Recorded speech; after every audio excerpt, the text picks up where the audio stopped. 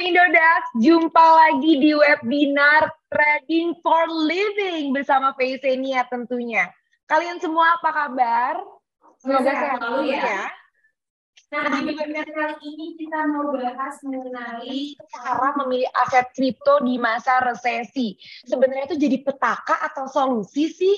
Gitu. Nah, bicara soal resesi nih, seolah nih kalau misalkan sekarang tuh menjadi momok yang menakutkan gitu ya, karena banyak aspek dari resesi yang dapat mempengaruhi kehidupan bermasyarakat nih. Seperti halnya perdagangan yang melambat, bisnis yang lesu, meningkatnya pengangguran, kenaikan harga, hingga turunnya daya beli masyarakat. Namun, sebenarnya tuh ancaman resesi itu bukan untuk nakut-nakutin nih teman-teman Indodax semua, melainkan untuk mendorong kewaspadaan dari kita. Tapi bener nggak sih dampak resesi tersebut juga ternyata bisa mempengaruhi aset kripto menjadi rentan nih terhadap resesi? Kalau gitu langsung aja yuk kita bahas sama-sama dengan para suhu yang udah hadir bareng kita malam ini. Langsung aja kita sambut. Pertama ada Mas Tobri dari Mabes Kripto. Halo Mas Tobri. Halo. Ya, selamat malam semuanya. Halo, selamat malam. Berikutnya juga ada Blian Supri nih yang jauh-jauh dari Bali nih ikutan webinar online sama kita di sini dari Forum Kripto Indonesia. Halo Bli. Mungkin Blian nih suaranya Halo. belum di-unmute ya? Halo. Audionya nih. Oh, udah ada suaranya Halo semuanya. nih. Halo rekan-rekan Indodax. Juga di tengah-tengah kita nih saat ini ada Kak Ade Kurnia dari Edukasi Kripto. Halo Kak Ade Kurnia.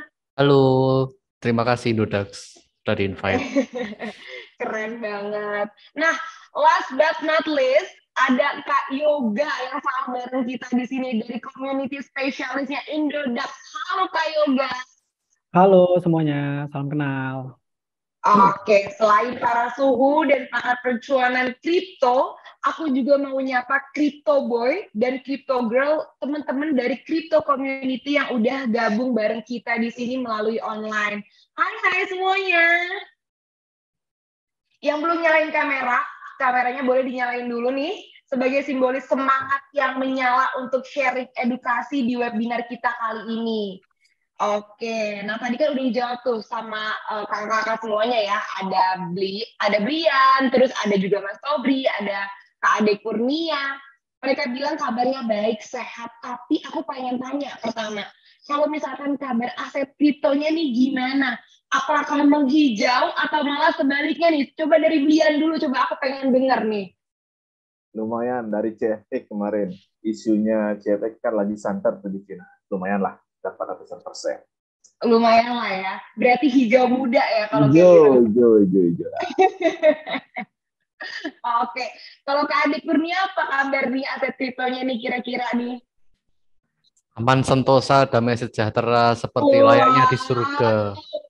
Kalau gitu berarti nih kita kayak lagi ke kebun teh gitu ya. Hijaunya bener-bener hijau semua gitu. Bener nggak sih Kak Ade? Iya, kita lagi menikmati pemandangan di kebun teh ya. Asik banget deh. Kalau dari nih yang terakhir nih Mas Tobri gimana nih kira-kira aset kriptonya nih? Masih aman sih posisinya. Masih aman ya. Hijau muda sedikit lah gitu ya. Oke. Nah sebelumnya saya mau kasih tahu tema webinar kita hari ini itu adalah kita akan open discuss mengenai yang tadi saya sebutin di awal, yaitu cara memilih aset kripto di masa resesi. Sebenarnya itu jadi petaka atau solusi sih gitu ya. Nah, akan ada 3 sesi nih teman-teman semua. Yang pertama, sesi perspektif, di mana masing-masing perwakilan akan memberikan perspektifnya mengenai pertanyaan yang diajukan oleh moderator, yaitu V gitu ya. Jadi, nanti V akan pilih perwakilan community mana yang lebih dulu menjawab pertanyaan. Selanjutnya, yang kedua, setelah sesi perspektif tadi, ada sesi interaktif. Di sesi interaktif ini merupakan sesi giveaway untuk peserta webinar Trading for Living. Jadi kalian bukan cuma dapat edukasi aja, tapi juga dapat hadiah. Makanya jangan kemana-mana dulu, harus ditungguin sampai selesai gitu ya.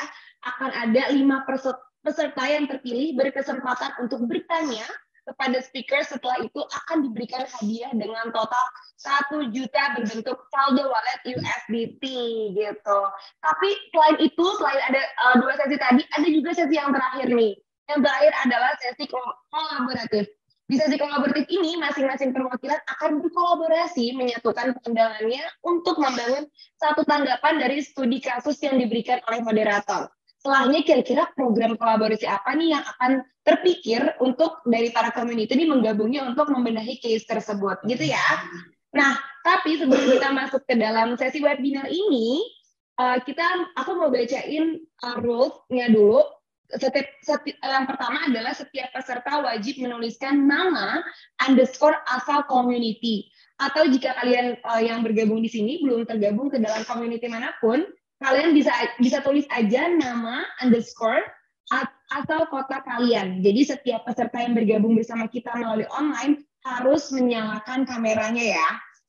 Oke, yang kedua, sebelum dipersilakan oleh moderator untuk bicara, seluruh peserta wajib menyalakan fitur mute audio. Jadi kameranya dinyalakan, tapi audionya di mute dulu. Nanti kalau misalkan udah dipersilakan oleh aku, oleh moderator, baru kalian bisa berbicara, bisa bertanya, pokoknya semua Q-nya dari V gitu ya. Nah, pada sesi yang terakhir nih, sesi kedua, sesi interaktif ini, peserta yang ingin ikutan giveaway dengan bertanya harus menekan terlebih dahulu fitur raise hand.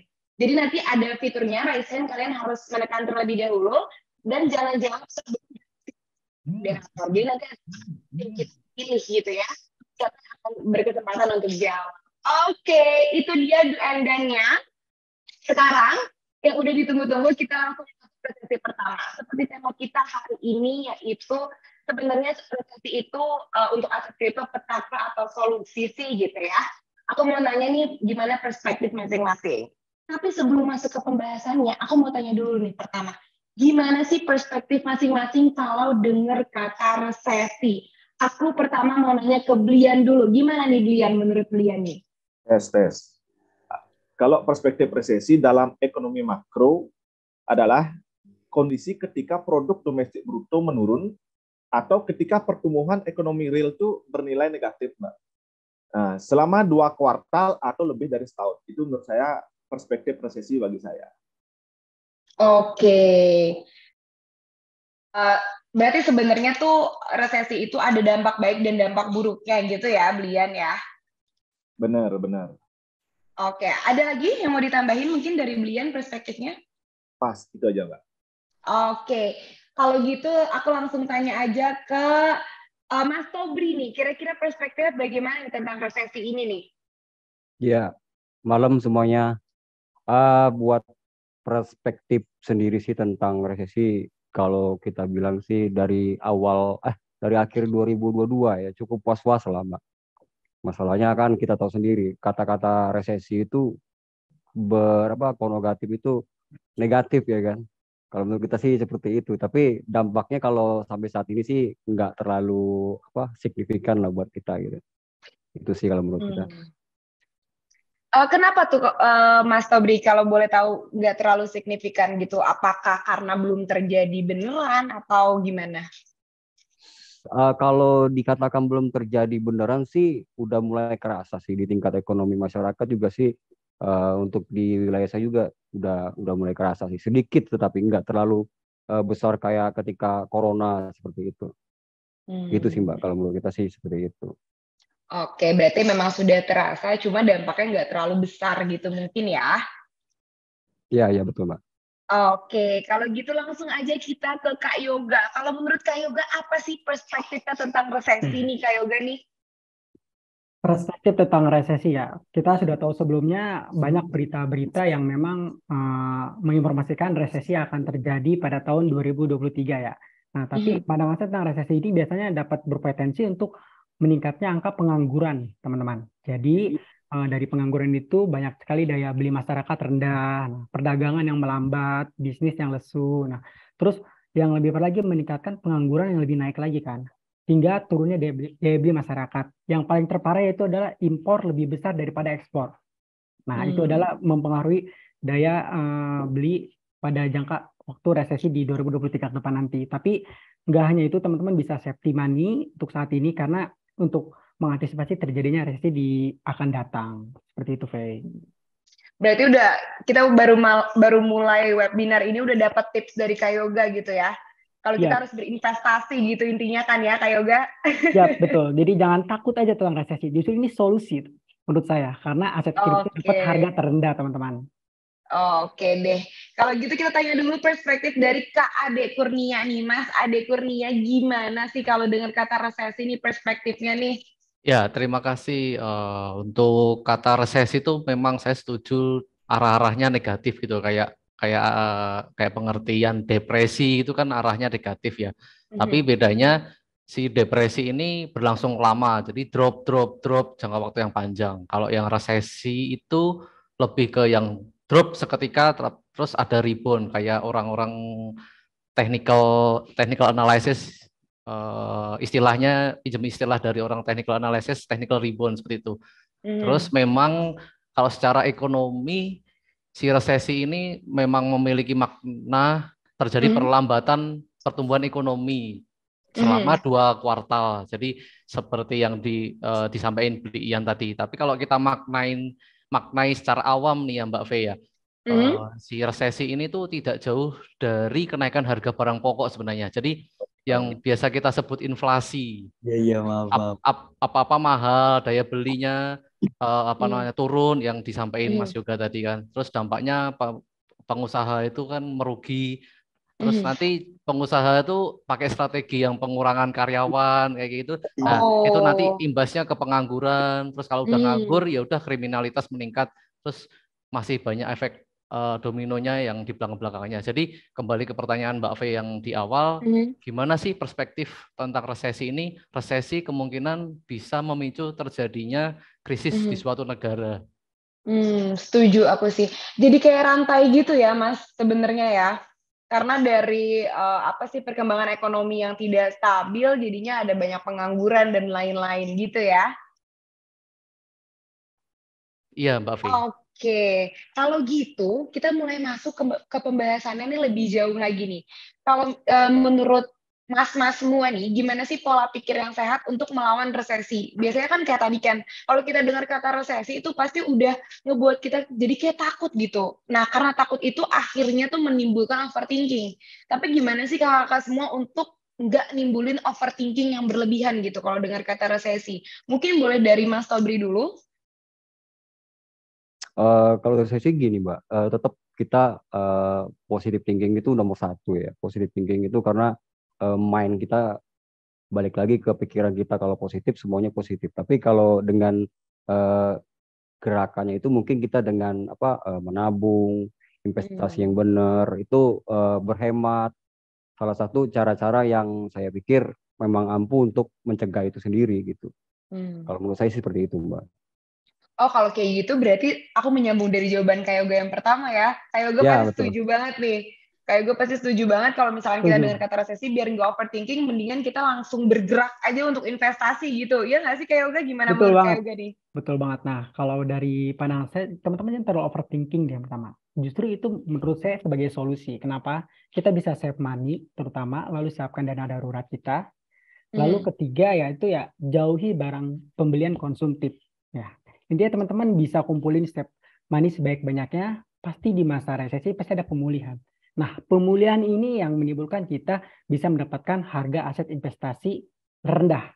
Nah, itu bisa Hmm. menimbulkan pemulihan itu selesai, kita dapat keuntungan yang cukup lumayan besar. Karena di mana ada resesi, di mana itu pasti ada orang kaya terbaru. Kayak gitu sih. Oke, berarti kita harus cari keuntungan di dalam resesi itu gitu ya, Kak Yoga ya? Betul, betul banget.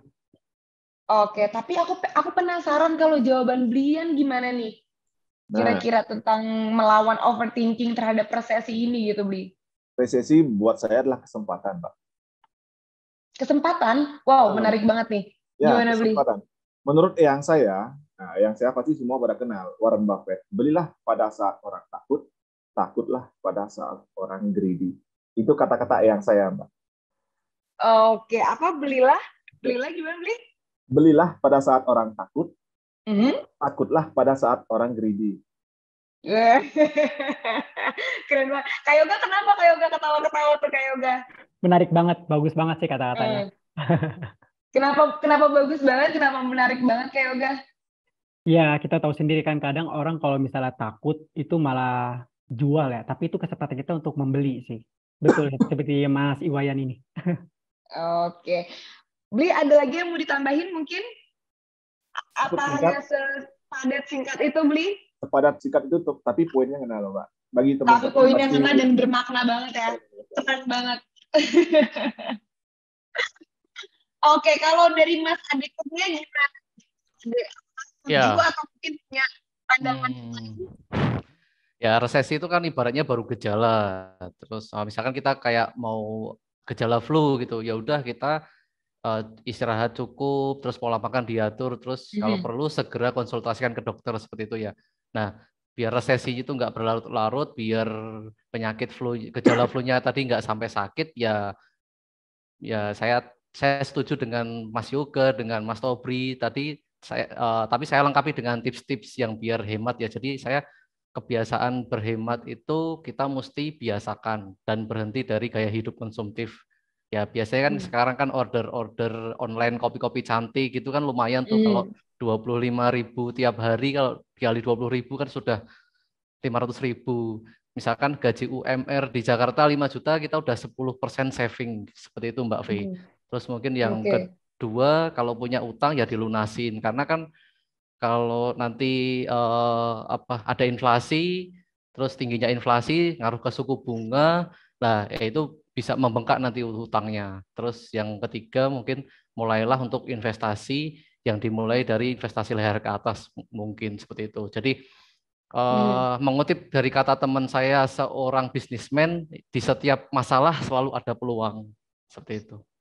Oh, oke, di setiap masalah selalu ada peluang dan kita harus mengurangi hedonisme Betul. terhadap hustle culture gitu ya. Kan Iya. hustle culture kan ngebuat kita jadi pengen nongkrong ke coffee shop gitu-gitu, kayaknya nggak Masya Allah. penting ya, Mas Ade ya. Sesekali penting sih untuk sosialita ya.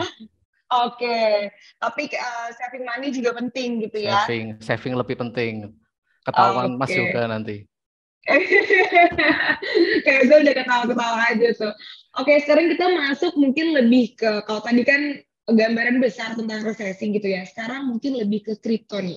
Apakah pasar kripto tuh rentan atau malah kebal sih terhadap resesi nih? Kayaknya menarik banget nih. Boleh dari beli yang dulu nih, yang jawab nih.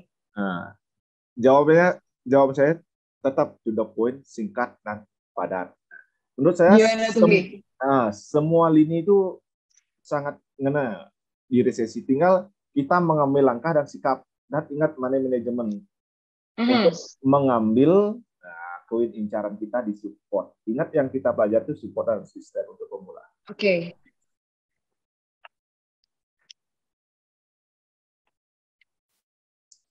Gimana, Bli? Nah, semua lini itu kena, Mbak. Untuk resesi itu semua lini kena. Kripto, pasar, tetap kita menggunakan money management untuk mencari koin incaran kita. Kita yang perlu kita belajar itu, untuk pemula itu belajar yang namanya support dan resisten. Jangan kita asal masuk dalam memilih suatu koin. Jadi kita harus betul-betul mengenal suatu koin itu supportnya di mana, resistennya di mana. Kita bisa bermain. Itu sih tips dari saya untuk menghadapi pasar di masa resesi. Oke, yang penting tuh berarti edukasinya ya, fundamentalnya ya terhadap apa yang mau kita investasikan, baik itu koin dalam kripto dan lain-lain gitu ya, Beli berarti ya? Benar. Oke, kalau dari Mas Tobri gimana nih kira-kira? Apakah pasar kripto tuh rentan atau malah kebal sih terhadap resesi, Mas Tobri? Kalau dari saya sih hitungannya sih 50-50 Mbak. Bisa kebal, 50-50. 50-50 bisa kebal, bisa rentan. Karena kenapa?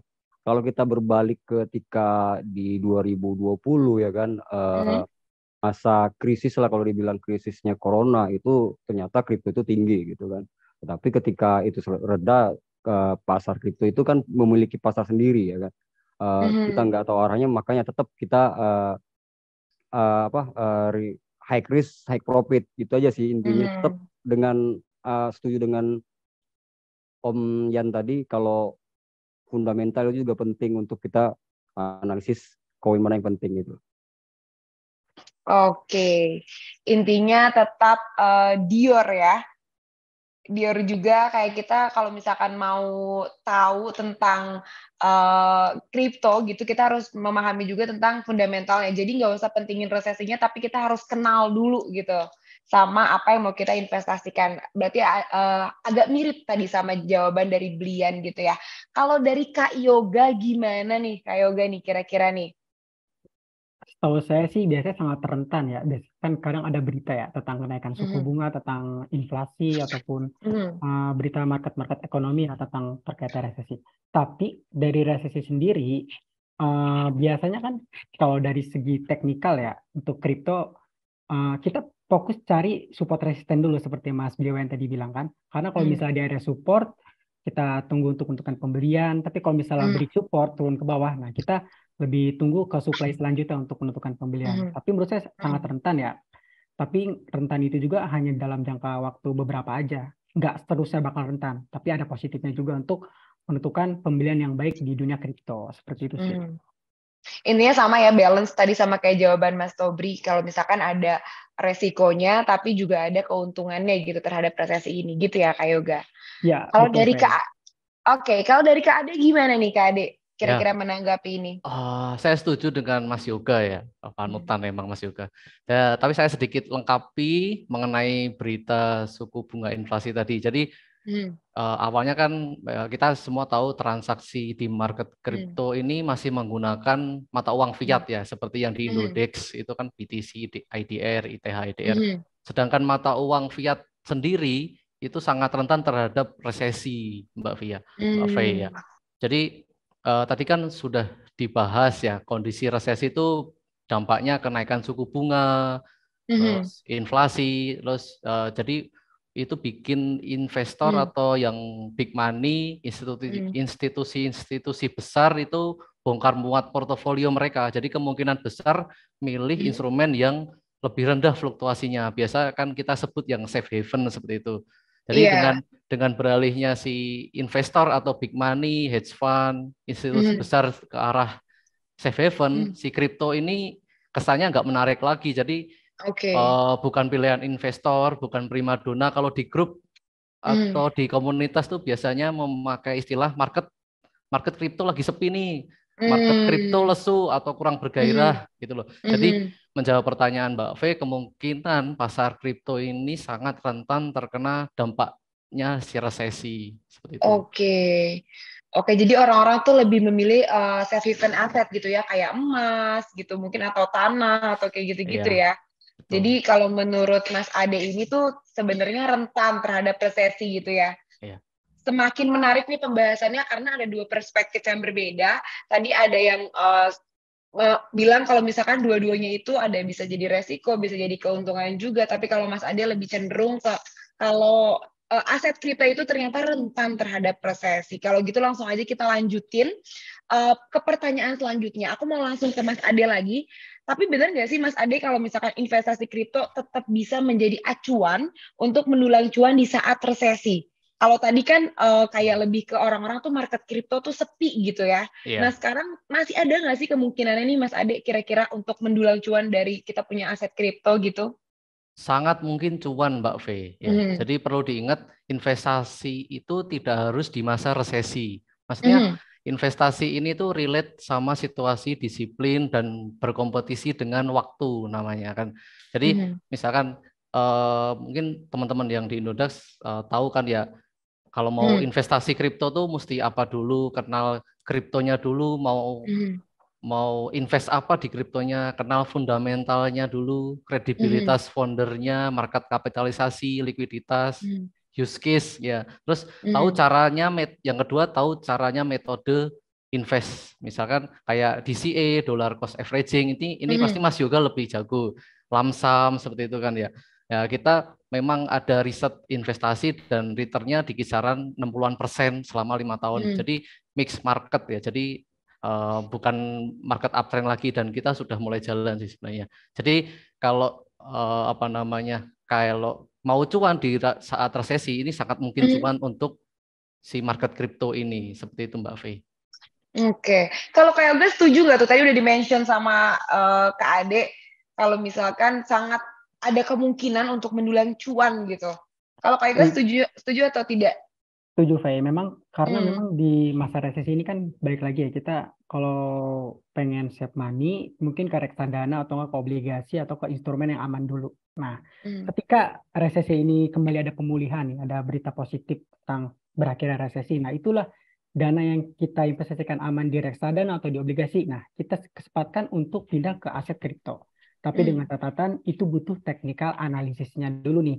Apakah trennya terjadi bullish reversal ataukah terjadinya divergen yang dimaksud dengan pembalikan tren. Nah, disitulah ciri-ciri kita bisa dapat keuntungan di kriptonya. Jadi pentingnya teman-teman di sini belajar dari fundamental maupun technical analysis biar teman-teman nggak bingung nih menentukan beli dan jualnya. Yang terpenting itu beli dan jualnya nggak bingung. Seperti itu, Faye. Oke, jadi gimana Kak kasih tipsnya dong ke teman-teman Indodax? Kita harus menjual dan beli di saat resesi itu saat kayak gimana Kak Yoga? Boleh dijelasin mungkin? Oke, teman-teman. Nah, kalau dari pandangan saya kan biasa beranalisis teknikal ya, pada grafik ya. Biasanya masa resesi itu kita belajar kasus ke COVID-19 di sebelumnya. Memang itu terjadi pas banget Bitcoin halving di tahun 2021 awal. Nah, memang itu kan lagi COVID-19 kan lagi parah-parah banget ya ekonomi, tapi Bitcoin, kripto itu naik. Ya kan? Nah, itu sangat positif dong. Nah, kita anggap aja sekarang Bitcoin halving itu akan terjadi pada tahun 2024 kemungkinan. Nah, dan sekarang kan 2023. Kalaupun resesi dibarengin sama Bitcoin halving, apakah itu akan dampak positif? Kemungkinan positif juga, dan kemungkinan buat kripto ini bagus buat berinvestasi. Tapi ingat tetap pure ya teman-teman. Tapi kalau misalnya memang teman-teman masih bingung di dalam cara membaca market, cara beranalisa teknikal, gampang banget teman-teman bisa pantengin media sosial kita Indodax di Indodax Academy. Teman-teman juga bisa belajar akses tentang belajar teknikal dasar melalui Gather Indodax setiap Rabu di jam 3 sore hingga jam 5 sore seperti itu. Jadi aksesnya banyak banget teman-teman. Jadi teman-teman nggak perlu risau, nggak perlu khawatir, nggak perlu gimana aset gue gimana, nggak perlu khawatir. Teman-teman bakal langsung dapetin edukasi secara gratis, free, dan teman-teman bisa belajar dari awal pemula banget hingga mahir. Tentunya teman-teman bisa konsultasi langsung deh ke dari sekarang saya. Seperti itu sih. Oke, setuju banget. Selain itu juga kan kita punya webinar kayak gini ya Kak Yoga, terus ada workshop juga. Pokoknya pantengin aja terus Indodax dan gabung ke telegramnya Indodax gitu ya Kak Yoga ya. Betul. Nah, tapi aku mau nyambung lagi, tadi ada yang belum jawab, ada Brian belum jawab nih. Kira-kira tadi yang dibilang Kak Yoga itu sebenarnya itu benar nggak sih bull run akan ada di 2024 gitu. Jadi itu tuh berpotensi banget saat resesi itu investasi kripto tetap bisa mendulang cuan. Gimana nih Brian nih kira-kira nih perspektifnya? Nah, pastinya kalau bull run itu pasti semua cuan. Tapi untuk investasi kripto tetap menjadi acuan, itu pasti. Kenapa? Karena buat teman-teman ingat trade plan-nya masing-masing. Trade plan-nya masing-masing. Kalau Anda terjun di kripto, Anda betul-betul harus punya yang namanya trade plan. Misal, Mas Yoga seorang technical analysis. Kalau seorang technical analysis harus betul-betul disiplin, Mbak. Disiplinnya gimana? Anda harus menentukan yang namanya support resisten. Kalau support itu jebol, berapa persen, Anda harus betul-betul bisa yang namanya cut loss. Jangan dibiarkan cuan dikit Anda TP. Itu. Jadi kalau Anda seorang investor, Anda juga harus mempunyai strategi seperti Bang Ade bilang kemarin. Tadi ada yang namanya dollar cost averaging. Atau pilihan kedua itu ada namanya staking, Mbak. Atau namanya farming. Anda bisa melakukan itu sebelum menunggu harga koin. Kalau Anda udah terlanjur Anda bisa menunggu itu sebelum harga koin dari koin pilihan Anda itu balik. Itu sekedar masukan dari saya. Oke. Kalau dari Mas Tobri, gimana nih Mas Tobri? Kira-kira benar nggak sih kalau misalkan investasi kripto tuh tetap bisa menjadi acuan untuk mendulang cuan di saat resesi? Benar nggak Mas Tobri? Benar bisa. Tadi mungkin udah lengkap juga dikatakan sama Mas Yoga tadi itu harus dan wajib itu bagi seorang trader di kripto paham akan yang dijelaskan tadi. Tambahan sedikit sih dari saya sih tetap diornya itu lebih kencang, apalagi sekarang don't eat a FOMO ya, jangan kemakan FOMO. dari zamannya metaverse sekarang udah ke AI yang mulai berkembang. Bener banget. Tetap di Dior aja sih. Kalau penjelasan dari Mas Yoga tadi saya pikir sih udah pas lah. Hmm. Oke, tapi bicara tentang AI menarik banget tuh ya, Mas Tobri ya. Kira-kira gimana nih kalau menurut Mas Tobri nih tentang AI nih? Sampai ke sekarang udah ke GPT ya, auto Hmm. udah mulai berkembang ke sana. Bagaimana keterkaitan teknologi yang berkembang terhadap kripto sendiri itu jadi PR besar bagi semua developer sih saya pikir begitu, Mbak. Oke deh. Berarti bisa jadi nantinya semua kegiatan kita di ekosistem ini akan terekosistem misalkan di dalam satu blockchain gitu ya, Mas Tobri ya. Bisa Ya, jadi ya, mungkin tahun jadi 2025, 2026 atau 2030 gitu ya. Oke, langsung ke pertanyaan selanjutnya. Salah satu dampak dari resesi itu kan tadi aku mention di awal adalah kenaikan harga. Nah, aku jadi kepo nih, apakah hal tersebut juga ada korelasinya terhadap kenaikan harga dari aset kripto? Dan di saat tersebut, benar nggak sih merupakan momentum yang tepat untuk menjual karena bisa mendapatkan profit yang tinggi karena harganya naik? Terus itu kita jadi menjual karena bisa mendapatkan profit yang tinggi. Kalau menurut Kak Yoga gimana nih Kak Yoga? Kalau untuk menjual ya, tentunya teman-teman tahu dulu nih titik resisten dari market teman-teman yang beli. Contoh market Bitcoin. Kalau memang udah di area resistennya, berarti untuk menjual. Jangan ragu untuk take profit. Itu intinya. Jangan ragu untuk take profit. Jadi memang berkemungkinan kalau untuk harga tinggi itu biasanya itu ada terjadi pada titik higher high ya.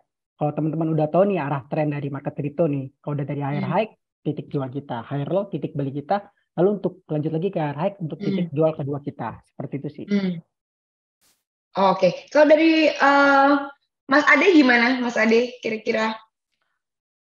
Oke, kenaikan harga ini kalau kenaikan harga kriptonya naik, terus profitnya jadi banyak, ya saya biasanya nikmatin cuannya ya Mbak V ya. Tapi kenaikan harga dari resesi di sini tuh kenaikan harga barang pokok konsumsi, maksudnya kebutuhan primer, sekunder, kita kan ngomongin telur dan ayam itu kan, sehingga masyarakat itu akan berusaha untuk memprioritaskan memenuhi kebutuhan tersebut dengan cara apapun. Maksudnya, misal dia punya plan invest atau pos-pos invest itu pasti dikorbanin atau dihilangkan. Jadi apa namanya di luar kebutuhan primer dan sekunder tersebut, barang-barang akan kehilangan daya beli termasuk si kripto ini. Jadi bisa dikatakan korelasinya negatif di mana resesinya meningkat, harga kripto pasti akan cenderung turun karena daya belinya yang turun juga. Ini dari sisi retailnya. Kalau dari sisi institusi atau korporat kan tadi kan. Jadi ada kenaikan suku bunga, terus investasi big money-nya itu sebagian masuk ke obligasi atau utang negara yang profil resikonya itu lebih rendah seperti itu. Justru pada saat resesi itu kita harus bisa baca harga kripto dengan benar. Maksudnya jika terbukti harganya terdiskon karena kekurangan demand atau banyaknya supply, nah ini saatnya kita menabung, bukan menjual kripto seperti itu, Mbak V ya. Oke. Berarti itu kenaikan harganya itu berbeda ya, bukan kenaikan harga kripto gitu Kalau ya. kata teman yang bisnismen saya, itu profit itu di TP, di take profit, bukan di screenshot ya Mbak. Bukan untuk flexing gitu ya. Flexing ala-ala trader, flexing ala-ala. Oke, berarti sebenarnya itu tadi berarti nggak harus bukan harus menjual, melainkan harus menabung gitu saat harganya terdiskon, bener ya? Berarti kayak gitu ya, Mas Ade ya? Betul Mbak Faye, betul. Oke, kalau dari Mas Tobri gimana nih Mas Tobri nih? Kira-kira? Saya sih back to ini ya sistemnya masing-masing si trader juga ya sama teman-teman sekalian ya. Ada misalkan dengan harga tinggi itu ada yang take 20% dulu, ada yang langsung 80%, atau yang sampai 80% atau yang sampai 100%. Nah, itu kembali lagi kita melihat titik entry yang baik atau titik take profit. Dengan catatan sih kita tahu benar dengan fundamental koin yang kita pegang. Gitu sih, Mbak. Oke. Berarti berhubungan lagi sama fundamentalnya ya, Ya. untuk menjual atau mendapatkan keuntungan gitu. Misalnya kalau kita menjual itu bisa dapat keuntungan atau enggak, itu tergantung dari fundamentalnya kita memahami atau tidak gitu ya, Mas Tobri ya. Ya, betul, Mbak. Kalau belian, gimana nih belian nih? Kira-kira setuju atau malah sebaliknya nih? Kalau saya sih punya strategi dari data yang saya kumpulkan, Mbak, untuk take profit. Jadi BTC biasanya kan halving itu 4 tahun sekali. Biasanya saya punya akun investasi dan akun trading. Akun trading ini saya bikin supaya tidak membuat mental saya rusak, Mbak. Nah, jadi yang akun invest ini biasanya saya akan take profit setelah halving BTC, Mbak. Dan ada 2 pilihan saya take profit setelah halving dan atau setelah target price saya tersentuh. Itu biasanya saya take profit koin saya. Jadi saya udah ada tujuan kapan take profitnya itu menyentuh ini, saya pasti take profit. Take profit ke satu, kedua, ketiga itu saya udah nggak nerawang lagi. Kalau udah menyentuh harga ini saya pasti take profit. Tapi kalau harganya jatuh turun segini, saya sudah beli.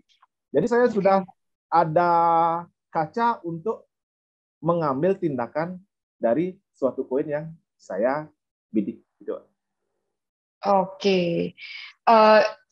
Belian, emang kira-kira tuh halving Bitcoin itu kapan ya belian kira-kira kalau prediksi belian di halving BTC kan 2024.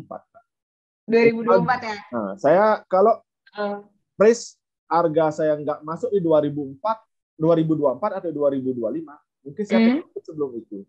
Dari historikalnya Bitcoin setelah halving itu biasanya pasti dampak. Jadi dari kejadian kemarin biasanya. Berarti kalau saat halving kita harus take profit saat itu juga gitu ya. Berarti ada tipsnya nih dari belian nih.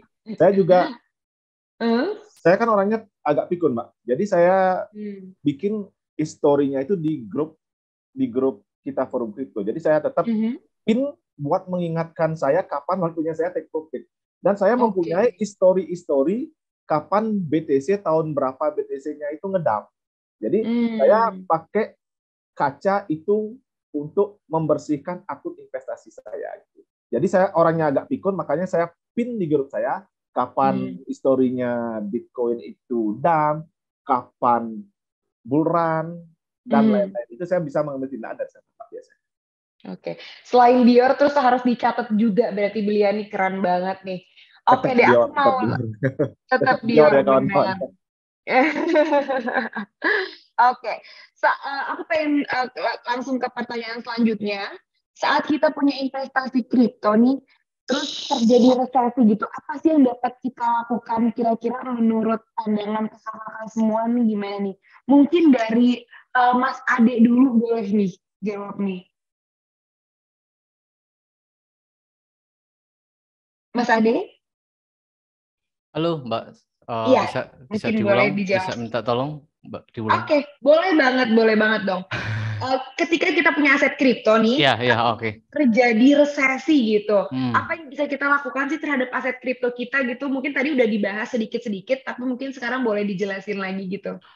Kita kembali ke tujuan investasi kripto di awal-awal pembahasan tadi ya, maksudnya kita kan telah menentukan timeline investasi di awal, 5 tahun atau 10 tahun. Saya rasa kalau mau ada resesi atau krisis di suatu negara sekalipun, itu ya nggak ada masalah ya. Jadi apalagi resesi ya, resesi itu kan sifatnya short term ya, 2 kuartal kan. Jadi selama kita konsisten dalam investasi, tadi kan sudah tahu metodenya lewat Dior tadi kan ada lamsam DCA. Resesi ini nggak ada efeknya. Jadi mungkin sih efeknya ada, kita bisa beli lagi di harga yang terdiskon seperti itu sih, Mbak.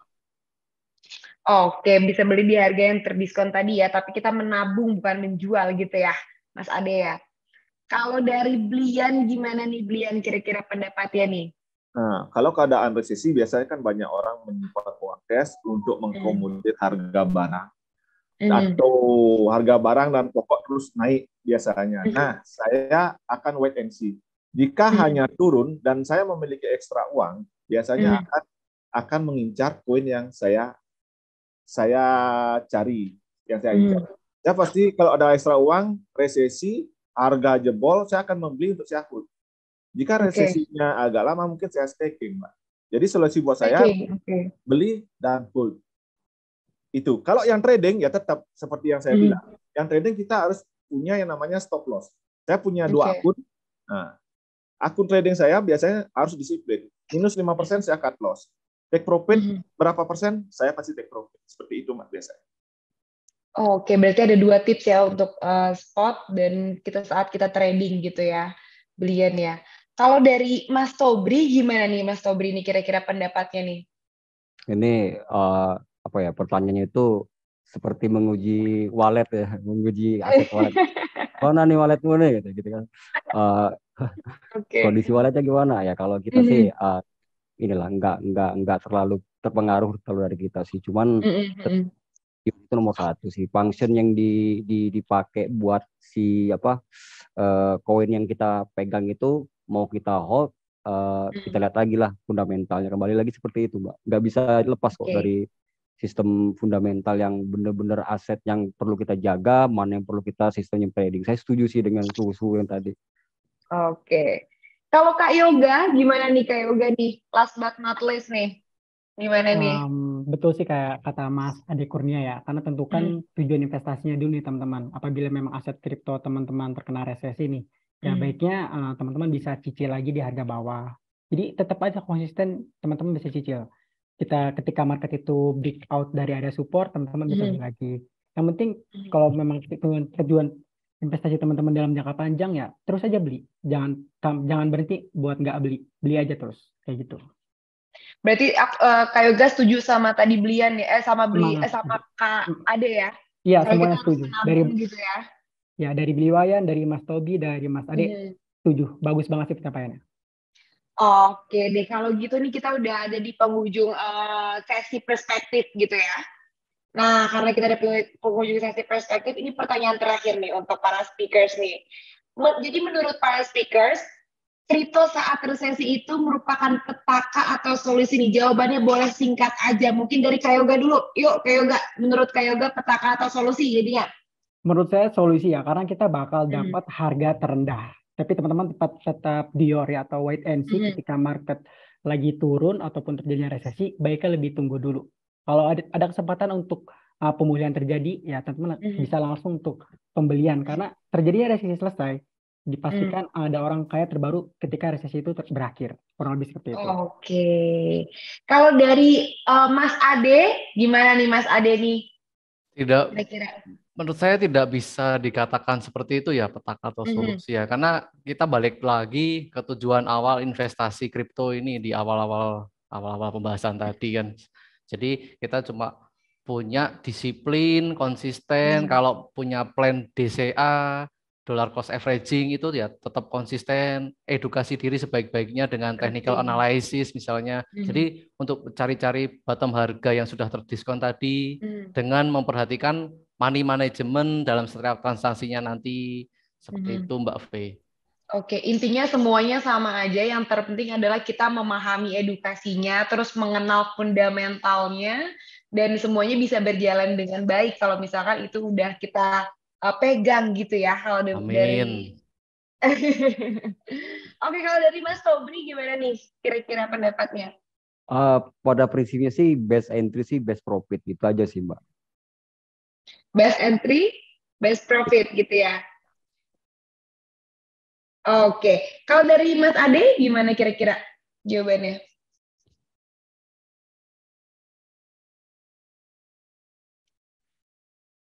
Halo Mas Ade. Iya Mbak.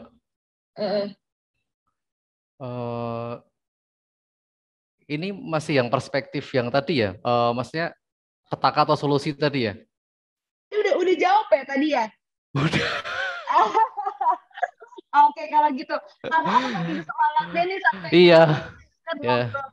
Jadi aku nanya berkali-kali gitu ya. Iya. Oke, dari sesi perspektif ini kita udah selesai ya teman-teman. Nah, sekarang adalah sesi yang ditunggu-tunggu nih dari teman-teman semua, dari teman-teman yang udah bergabung bareng kita di webinar kali ini di Trading for Living. Kita masuk ke sesi interaktif. Jadi di sesi interaktif ini, teman-teman yang mau dapat hadiah, caranya gampang banget. Kalian tinggal klik fitur raise hand.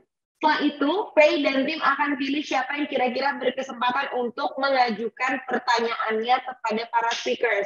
Nah, jangan lupa, pertanyaannya harus sesuai tema webinar kita hari ini. Jadi resesi itu punya aset kripto, saat resesi itu merupakan petaka atau solusi.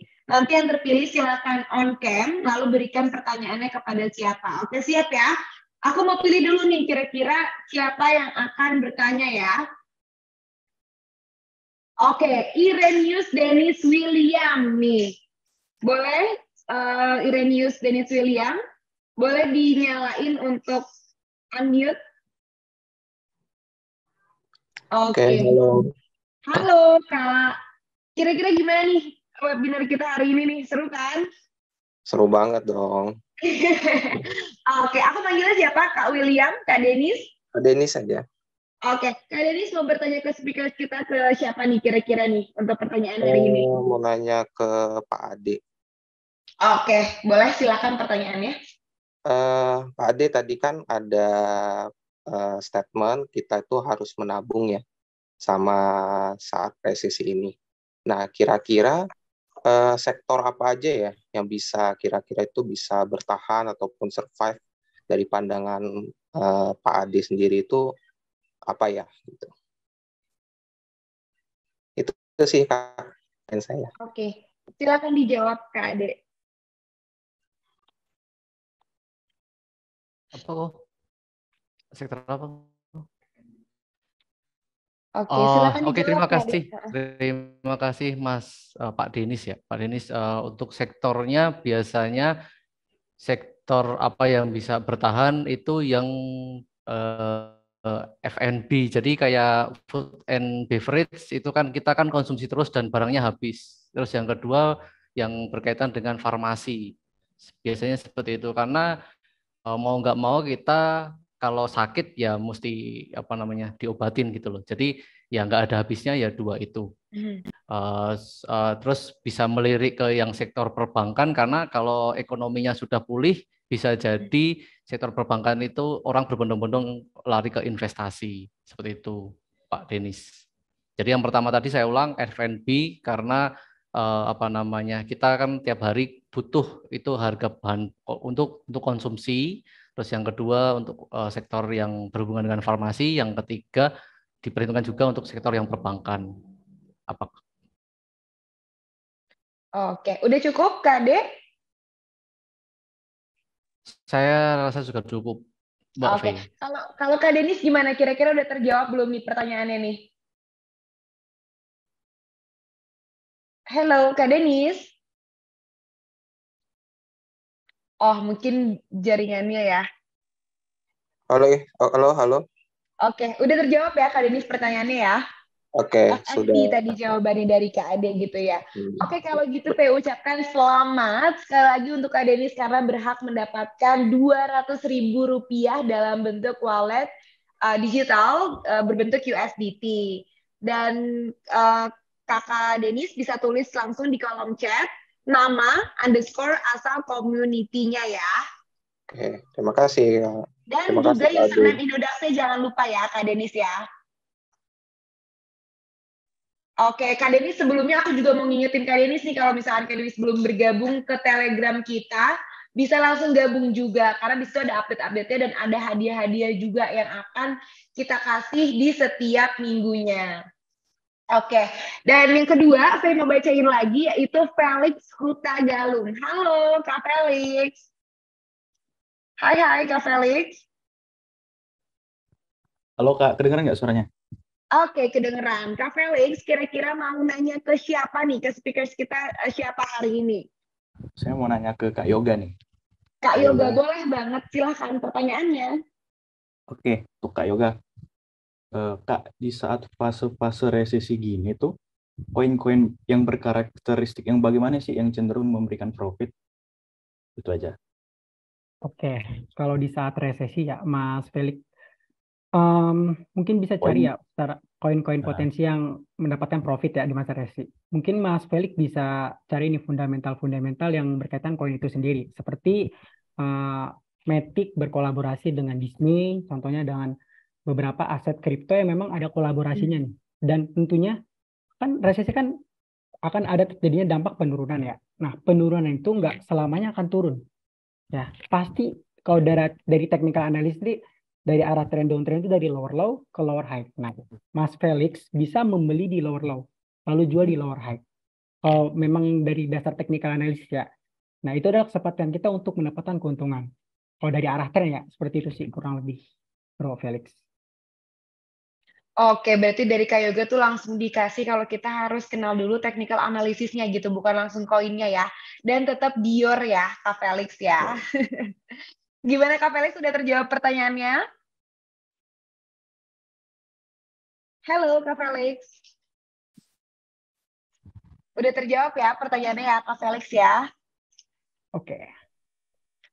Oke, kalau sudah terjawab, saya ucapkan selamat sekali lagi untuk Kak Felix karena berhak mendapatkan Rp200 dalam bentuk wallet USDT ya.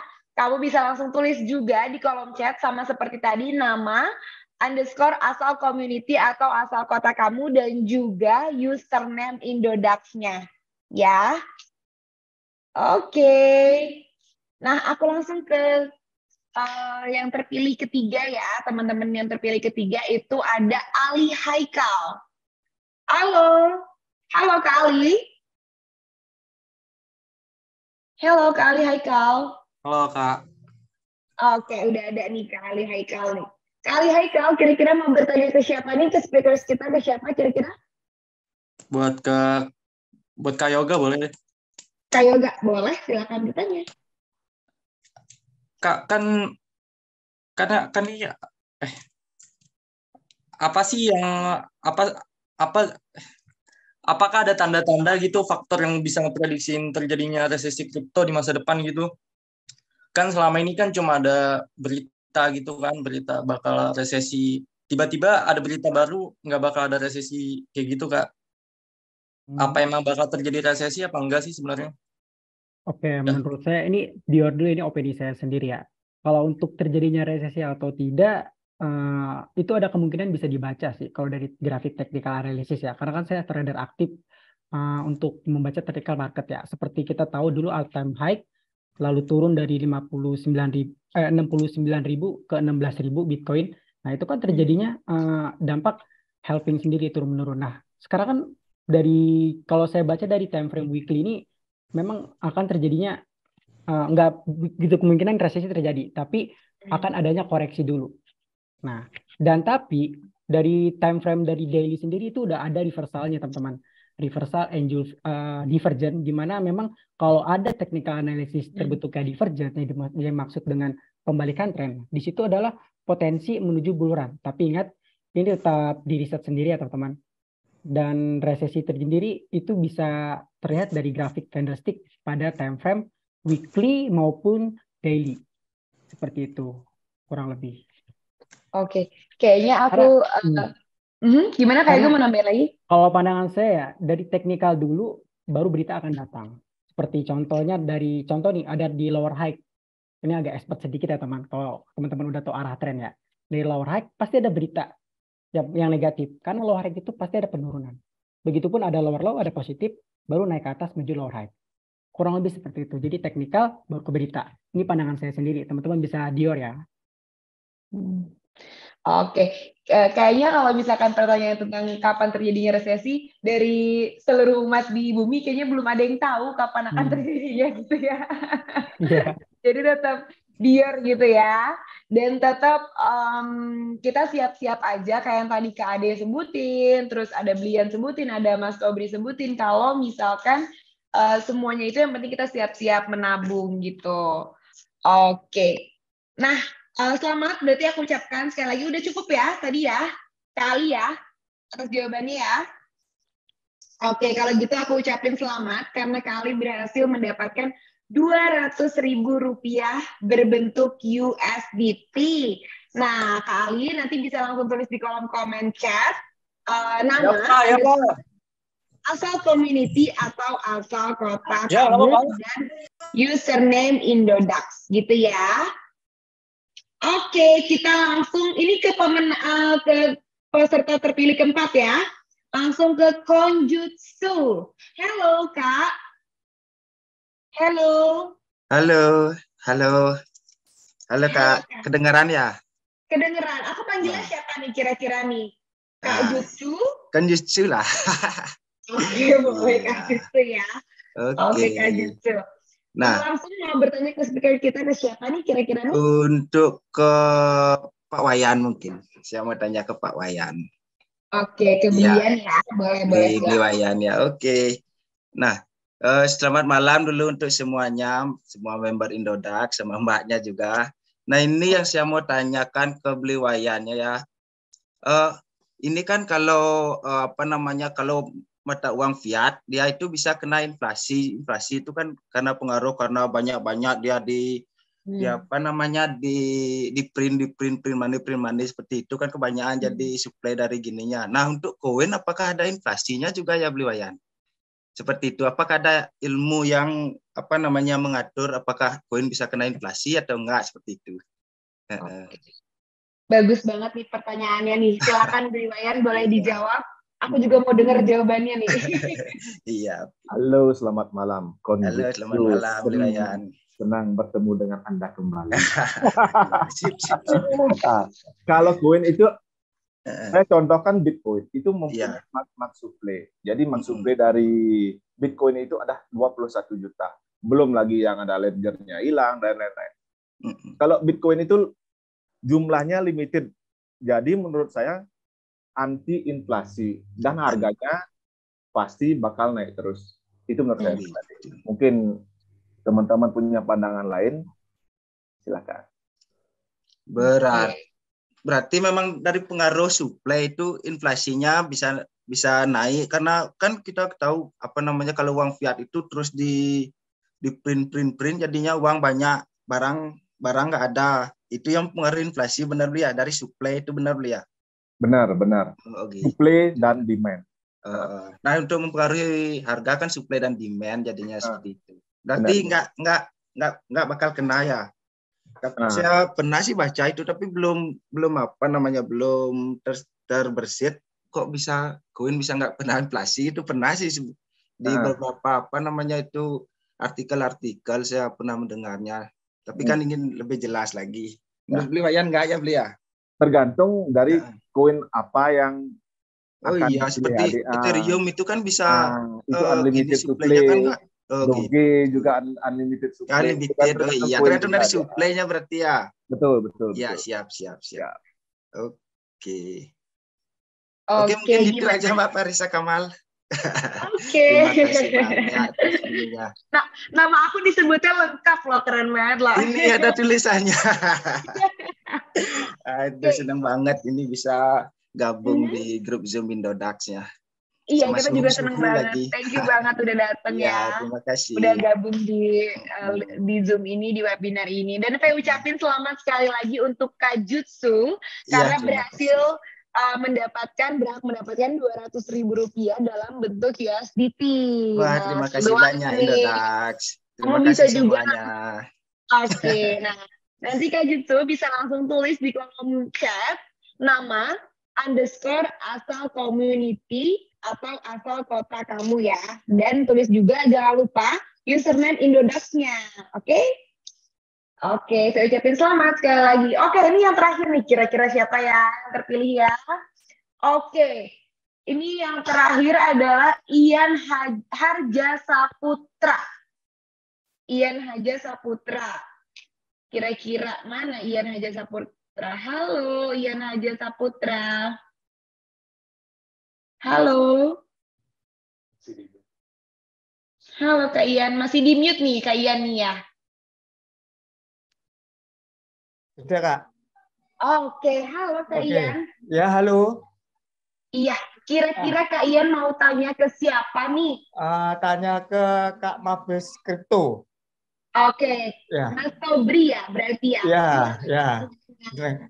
Kak, kira-kira di tahun 2023 ini untuk perspektif kripto seperti apa ya? Apakah akan bullish terus atau akan kembali ke 15.000? Karena saya dengar isu-isunya di Twitter itu pasti akan menuju ke 15.000. Itu yang pertama.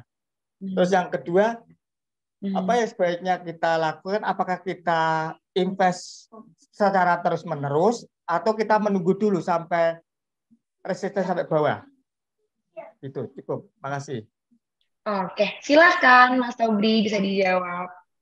Ya, kalau dari saya sih tetap Dior yang pertama itu udah pasti ya. Cuman kalau untuk di best entry, best profit itu begini Mas. Wah, ketika titik orang rendah itu karena dan kita ke titik lagi antara chart yang ingin kita capai itu kita entry-nya bagus. Terus kalau untuk bullish itu udah pasti. Makanya saya gambaran itu kan ketika tadi kalau kita bilang resesi itu di 2020 dan masanya ketika BTC hampir 1M ya. Sampai saat ini kalau kita bilang sih dari 2009 BTC sampai sekarang masih berdiri. Kalau untuk caranya sih cari aja fundamental dengan ini koin atau token ini mau larinya kemana sih? Ini bidangnya kemana sih? Apakah ke AI atau ke metaverse atau ke NFT? Mereka punya karakter masing-masing gitu dan punya kalau saya bilang sih punya pasarnya sendiri lah. Tergantung kita yang ingin analisisnya bagaimana. Gitu Mas. Oke deh, gimana nih Kak? Kira-kira udah terjawab belum nih pertanyaannya tadi udah terjawab belum? Cukup Kak. Cukup ya? Yakin nih cukup nih? Jadi enggak, maksud saya jadi kita tetap investasi ya secara berkelanjutan. Karena saya ada rasa khawatir dengan adanya resesi ini. Jadi saya membaca berita-berita di Twitter ya pakar-pakar itu BTC akan kembali lagi ke 15.000 seperti itu. Oke. Berarti udah cukup ya? Jawabannya ya tadi ya. Oke deh. Berarti kalau misalkan kayak gitu, saya ucapin selamat sekali lagi untuk Kak Ian karena berhak mendapatkan Rp200.000 berbentuk saldo wallet dan USDT. Kamu juga bisa langsung tulis di kolom komen chat nama _ asal community atau asal kota kamu gitu ya. Jangan lupa juga tulis username Indodax kamu. Oke deh kalau kayak gitu. Terima kasih Kak Yurja. Thank you so much juga. Sekarang tadi kan udah tuh bagi-bagi hadiahnya ya. Sekarang kita masuk lagi ke satu sesi yaitu sesi kolaboratif.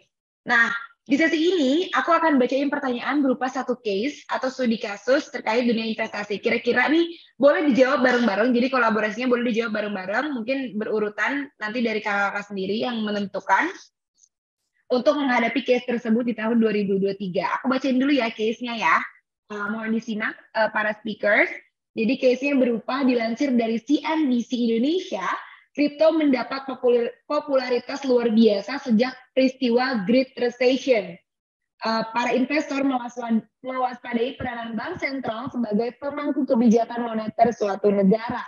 Semenjak peristiwa tersebut, meskipun popularitasnya semakin diminati, beberapa pengamat menilai bahwa kripto juga rentan terhadap resesi. Pertumbuhan popularitas kripto telah memikat lembaga keuangan untuk berinvestasi mencari keuntungan yang lebih tinggi. Lembaga keuangan kemudian melakukan hypothecate dengan koin-koin ini digunakan sebagai jaminan. Tingkat pengembalian atau return pada kripto bisa saja menjadi tambang emas yang menarik perusahaan untuk berpartisipasi dalam pertukaran. Mereka sering mengabaikan risiko yang melekat di aset digital ini. Nah, pada dasarnya, kripto juga rentan terhadap potensi resesi karena profil resikonya yang cukup tinggi. Bahkan banyak pengamat yang menilai bahwa pasar kripto juga dapat menciptakan resesi yang hebat berikutnya. Nah, aku pengen tanya, dari pandangan kakak-kakak semua, kira-kira apakah hal ini benar dan gimana pendapat dari para speakers? Boleh, nanti kan kalau biasanya kan aku persilakan untuk berbicara, kalau sekarang semuanya boleh berbicara, tapi dimulai dari Kak Ade dulu mungkin. Oke, terima kasih Kak V. Jadi bahwa pasar kripto juga dapat menciptakan resesi hebat berikutnya gitu kan ya. Apakah hal ini benar? Benar, karena harga turun bukan karena resesi, tapi sebaliknya, kripto bisa jadi resesi yang hebat. Jadi tim riset kami lagi ada lagi ada riset ya. Jadi pernah ada berita yang BTC Bitcoin lagi bikin ETF ya. Jadi pas waktu diminta tunjukin si proof of reserve-nya, perusahaan ini tuh nggak bisa gitu, nggak bisa nunjukin. Jadi ada dari analisnya, ada analis kripto bilang underlying-nya itu nggak ada. Ini bisa collab di sini nanti nih. Jadi si perusahaan tadi itu kayak investasi bodong gitu loh. Jadi isu tersebut tuh kayak secara langsung berpotensi ke resesi. Maksudnya gini, perusahaan investasi, dia investasi ke investasi bodong gitu loh. Jadi perusahaan investasi itu kan himpunan dari hedge fund yang dana pensiun, reksadana, big company gitu kan. Bisa dibayangin nggak kalau dia naruh duit di investasi bodong. Nah, kalau rugi, ya impact-nya kan besar banget kan ke karyawan misalkan, ke karyawan. Terus ya bisa kolaps lah ekonominya seperti itu. Jadi dampaknya secara beruntun itu bisa jadi resesi dari sana gitu. Gitu Mbak V. Kalau menurut para speakers yang lain gimana nih? Boleh langsung ditanggapi loh. Mungkin Kak Yoga atau Blian atau Mas Tobri boleh langsung ditanggapi. Dari Blian mungkin? Sudah cukup jelas juga dari Kak Ade tadi penyampaiannya. Betul, jadi kayak dari exchange itu kan harus menyertakan proof of reserve-nya supaya investor juga bisa lihat secara transparan gitu supaya aman dalam berinvestasi. Simple aja kayak gitu sih. Oke. Jadi pada dasarnya kan tadi kan ada pertanyaannya itu pada dasarnya kripto juga rentan, kata para pengamat nih, kripto juga rentan terhadap potensi resesi karena profil resikonya yang cukup tinggi gitu kan. Bahkan banyak pengamat yang menilai bahwa pasar kripto juga dapat menciptakan resesi berikutnya. Ini bener nggak sih gitu? Mungkin tadi Blian belum jawab nih. Gimana kira-kira Blian sama Mas Tobri? Bisa jadi. Ini bisa jadi karena seperti yang disampaikan Bang Ade juga, kalau suatu perusahaan besar yang mungkin membiayai proyek dan ternyata proyeknya bodong, itu bisa bermasalah. Apalagi sekelas BlackRock juga sudah mulai melirik yang namanya kripto. JP Morgan dan lain-lain itu sudah mulai melirik yang namanya kripto. Itu sih saya.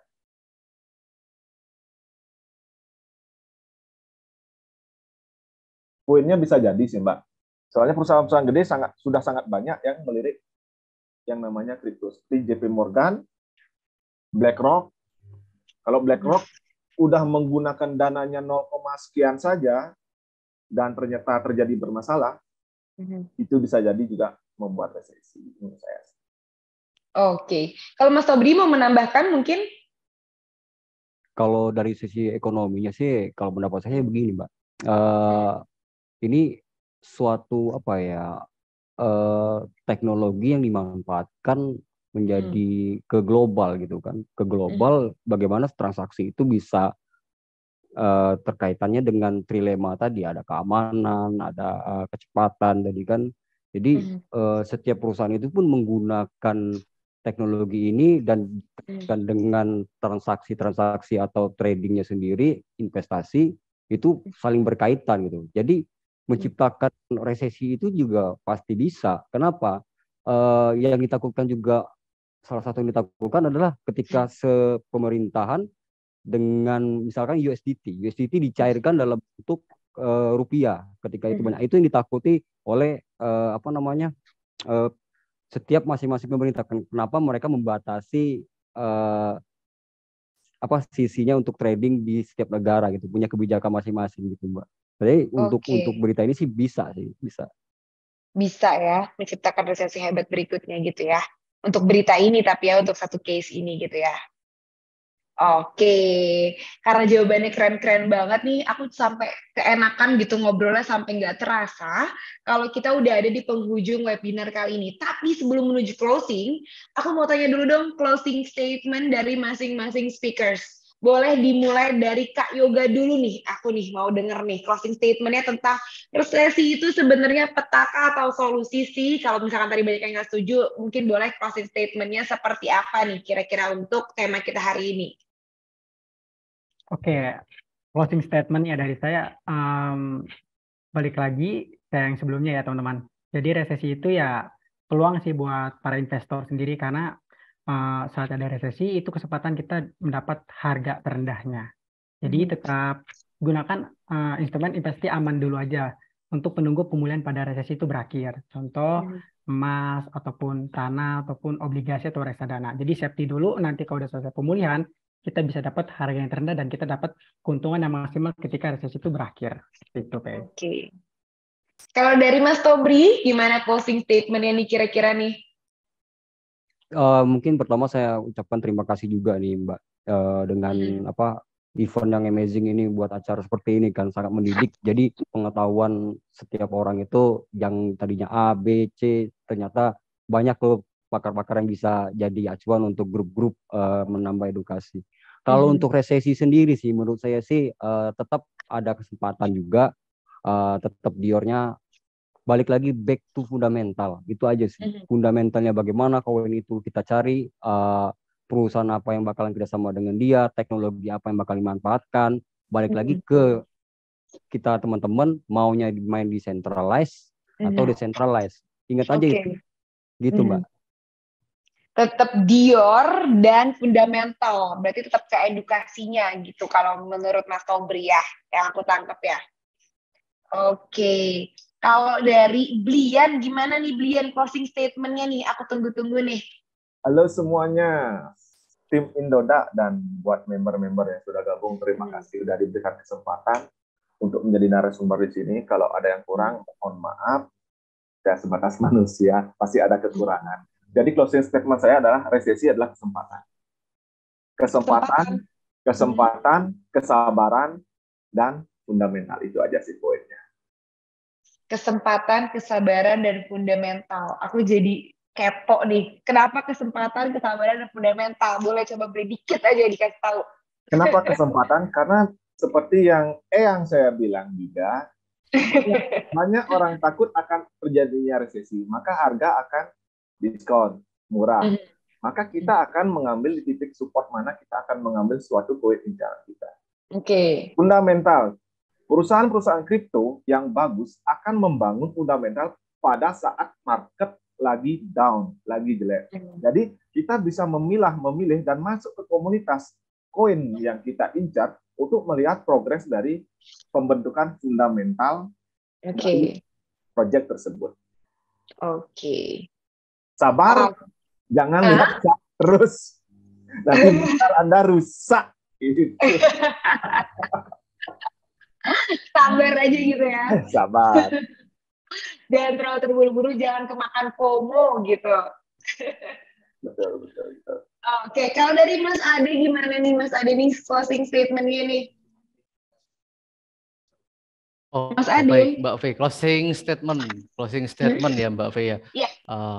Mau resepsi atau tidak, investasi adalah suatu kebutuhan. Jadi karena kita mau masa depan yang lebih gemilang.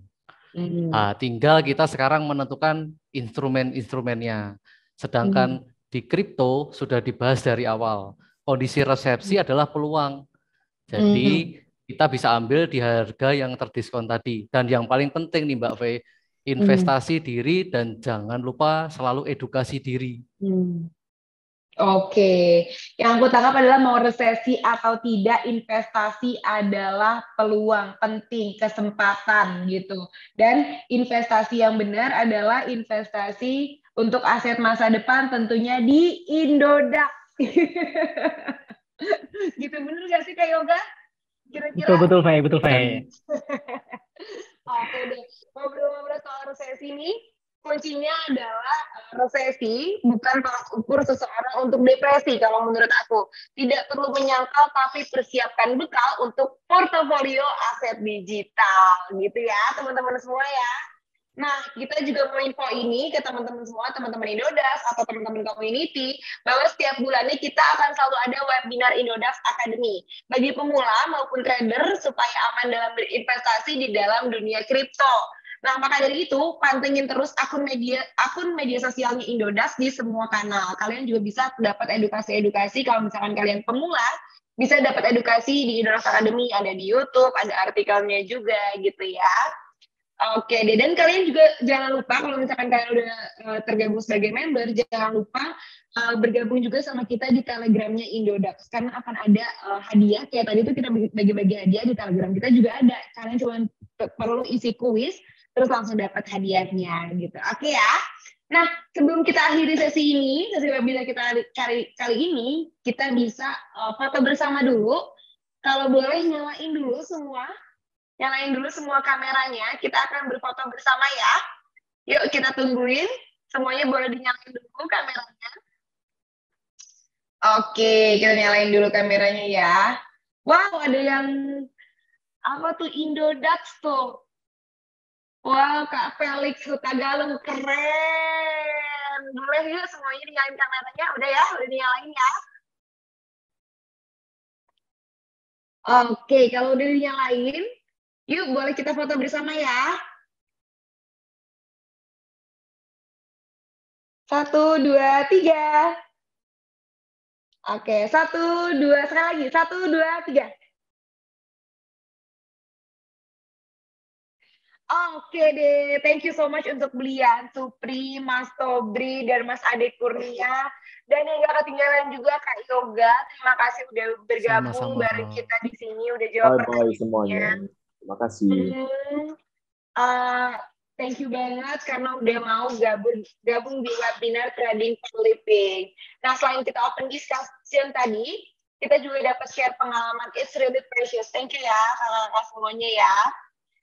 Makasih juga, aku nggak lupa ucapin untuk peserta webinar yang tergabung via online. Kalian keren banget.